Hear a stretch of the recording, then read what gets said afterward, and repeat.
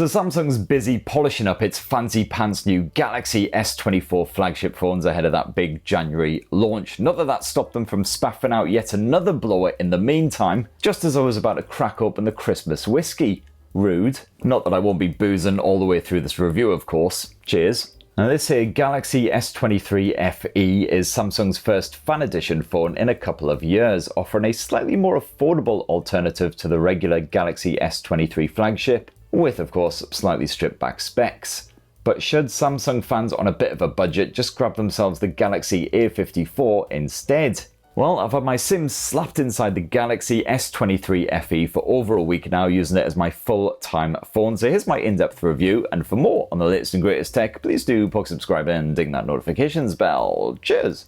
So let's kick off this review with a squint at the design of the Galaxy S23 FE, and it has to be said, it basically looks like every other Samsung smartphone in recent memory. Who says phones are getting boring as f***, eh? You got a choice of 4 standard colours, white and black, or cream and graphite as Samsung likes to call them, plus mint and purple if you want something a bit more standout. And if you happen to order direct from Samsung's website, well, that choice is extended by 2, including this here tangerine option. And I've got to say, this is probably one of my favourite smartphone colours of 2023, getting in there right at the end. It's bright, it's bold, it's certainly different, it's got that funky sort of 70s vibe. I was a wee bit worried when I ordered it that it might just remind me of the EasyJet logo, but thankfully it's a very different tone. And sadly, the Galaxy S23 FE isn't as refreshingly compact as the regular Galaxy S23, which, if you've got miniature mitts like me, is a bit of a shame. It's a 6.4-inch display, so it's not a massive smartphone by any means, but those bezels aren't exactly supremely skinny surrounding that screen. Certainly adds on a bit of extra girth, and it's not exactly the slimmest smartphone in the world either. The glass and metal frame does feel slightly heavier than its advertised 209-gram weight, but at least the edges are ever so slightly curved, as are those corners, so it's not uncomfortable to clutch. It's just slightly cumbersome to use one-handed, like pretty much all modern mobiles. And the Galaxy S23 FE certainly feels like a premium device, certainly more premium than the Galaxy A54 with the glass rear end. However, it's also not quite as durable as the regular Galaxy S23, as it is just Gorilla Glass 5 front and back, none of that Victus stuff. Thankfully, touch wood, no scratches to speak of anywhere on those surfaces, but I would highly recommend slapping a screen protector on just to be sure. And it's kind of annoying that Samsung doesn't do that for you at the factory. Oh, and this phone is IP68 water and dust resistant, just like the regular Galaxy S23, so it can handle getting a wee bit moist. Now, when you want to unlock your Galaxy S23 FE, well, once again, no shocks, it's an in-display optical fingerprint sensor. Well, that's surprisingly difficult to see after 3 or 4 whiskeys. And this works a treat, even if your digits are a wee bit damp. Or alternatively, you've also got a bit of face unlock action here on the S23 FE, which is usually pretty nippy, can sometimes take a wee while in darker environments. You do have a screen brightness feature, which helps to light up your mug, so it's not terrible. And thankfully, despite being advertised as Android 13 for some reason, my Galaxy S23 FE has Android 14 slapped on there straight out the box. And this comes with Samsung's fresh and new One UI 6.0 launcher smushed on top. There's plenty of subtle changes in One UI 6.0 compared with previous versions. You've got some fresher font action and quite a few functional changes as well. So for instance, if you search for something like the camera, you'll not just get fast access to the app itself, but also specific features within that app, which can also be accessed by long pressing that icon. And actually, one of the best new features is squirreled away inside of Samsung's internet browser, which I usually completely ignore. You've got the new background play feature, which I highly recommend switching on. Because say you're watching some bald tech twat on YouTube, you realise you've got to do something else urgently, well, you can minimise the browser. Free trip to Dubai, or watch a few dozen school kids absolutely murder away in a manger. So as you can hear, video's still playing in the background, so you can still listen to the audio at the very least while you're doing other stuff. You don't have to worry about split screening or anything, and then you can dive back into that video at any point. It's quite handy for enjoying music on YouTube if you don't have a YouTube Music subscription, because of course good old YouTube not supported with that pop-up play. Oh, and I was also happy to see full support for a proper bit of Samsung's DeX action here on the Galaxy S23 FE. Get a proper desktop style experience on the go by hooking up your phone to either a monitor or a TV, using a USB-C cable or wirelessly. This has got all kinds of great uses. You can obviously run your apps side by side, handy for a bit of multitasking. Otherwise, just chuck one of your home movies up there so the whole family can enjoy it. Stick some Disney on there, get your kid to shut the hell up for a minute. So overall, pretty good set of features here in One UI 6, although it does still annoy me that Samsung doubles down on basically all of Google's own services that it provides in Android. So yes, you've got 2 web browsers, you've got 2 app stores, you've got Samsung Health, Samsung Pay, the rather useless Bixby assistant. Unfortunately, the Galaxy S23 Fan Edition can, on occasion, act like it's had one tequila slammer too many. One UI can be a bit balky, occasionally things will just freeze up, apps will refuse to load no matter how much you poke them, but it is the kind of thing that only tends to happen once or twice a day, and fingers crossed Samsung will sort that shiz out in an update imminently. But as always, Samsung cracking when it comes to the software support. You've got 4 guaranteed OS updates, which I'm assuming includes Android 14, because it's advertised as Android 13, plus an extra year of security updates as well. So this thing will stay fresh as far as the software goes until 2028? It's been a long day, all right. As for the storage, well, the base model of the Galaxy S23 Fan Edition has a meager 128 gigs of storage, which I hate to see in these more expensive blowers, but you can at least upgrade that to 256 gigs for a mere 50 quid, not too extortionate, unlike some other premium priced rivals. As for that screen tech though, well, practically no sacrifices have been made for this 6.4-inch display here on the Fan Edition. It's almost the same dynamic AMOLED 2X tech as fans slapped on those flagship phones. It's a Full HD Plus resolution panel, 2340 by 1080, and considering it's a bit more compact than most smartphone displays, it is beautifully crisp.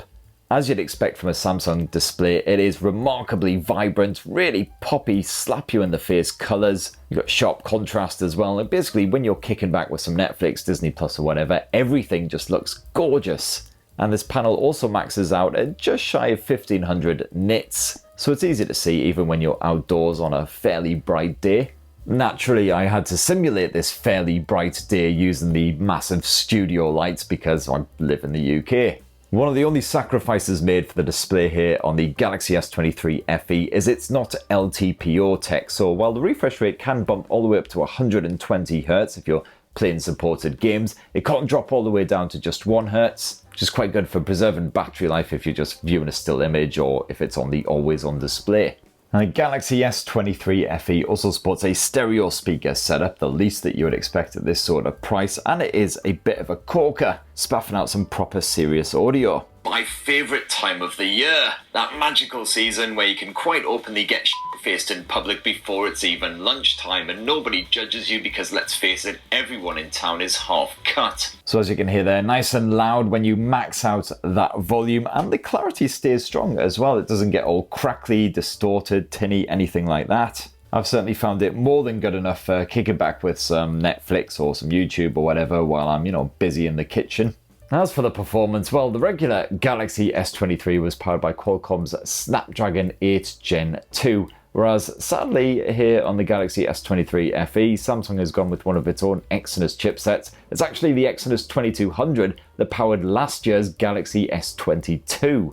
Now this is undeniably a step down from the regular Snapdragon-powered S23. That Exynos chipset, it's underpowered and it's less efficient. Although on the flip side, it is an upgrade compared with the Exynos 1380 that was stuffed inside of the Galaxy A54. The everyday running on the Galaxy S23 FE is perfectly fine. When it comes to gaming though, not quite as impressive. I decided to put it through its paces by the usual Genshin Impact shenanigans. Boosted those graphics settings all the way up to the maximum level at 60 FPS and unsurprisingly saw quite a lot of frame rate judders, even when I was just having a quick 20-30 minute session here and there.